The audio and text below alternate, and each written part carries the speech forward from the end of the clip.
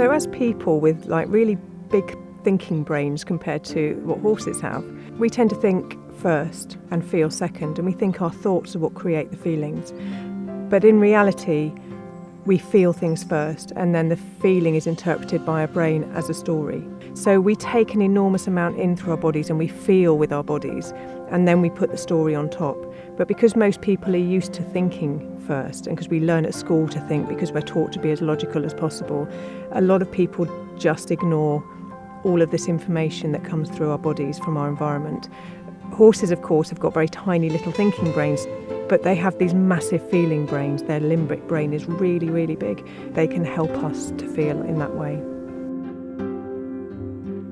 Probably for me the biggest difference between having traditional therapy with a counsellor or a therapist and working with the horses was kind of the uncluttered and directness of the interaction, and how the emotions that you feel are kind of pure.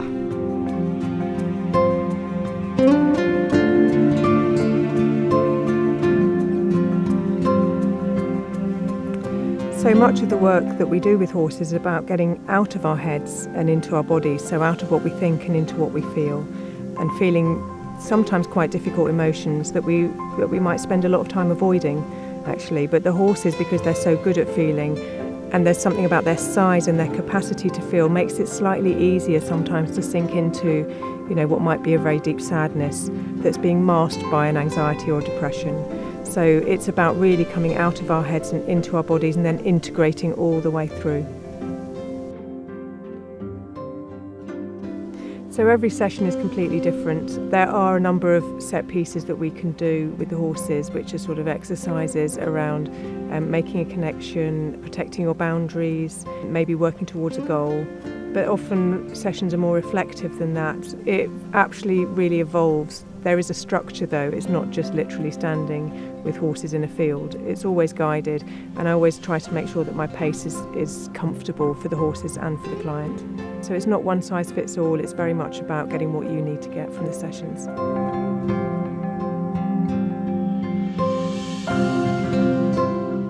I think for somebody that is potentially not comfortable around horses, or maybe hasn't been around horses, and they are big animals, Lizzie just makes you feel so safe and relaxed, and the horses do as well. They are so gentle. Their presence is so reassuring that I think any nerves that anyone had about arriving somewhere to spend some time with horses would dissipate as soon as they got near the horses with Lizzie. So horses won't ever collude with us to pretend something's okay when it's not. They just go straight through to what the emotion is. And for horses, no emotion is good or bad. It just is. So they don't judge anger or sadness or vulnerability or shame or any of these things. In fact, they don't really have shame, because whatever the emotion is, they express it, they feel it, and it's not judged. So the happiest people are the people with the best relationships, the best connections. And what we really all want is connection. We want to be seen for who we really are, accepted for who we really are. We want to be felt and understood. And it's quite hard to find that in today's society for some people. And we have moments of it. But that connection is quite a solid thing when you're with a herd of horses. And it's really felt, and it's a really satisfying feeling.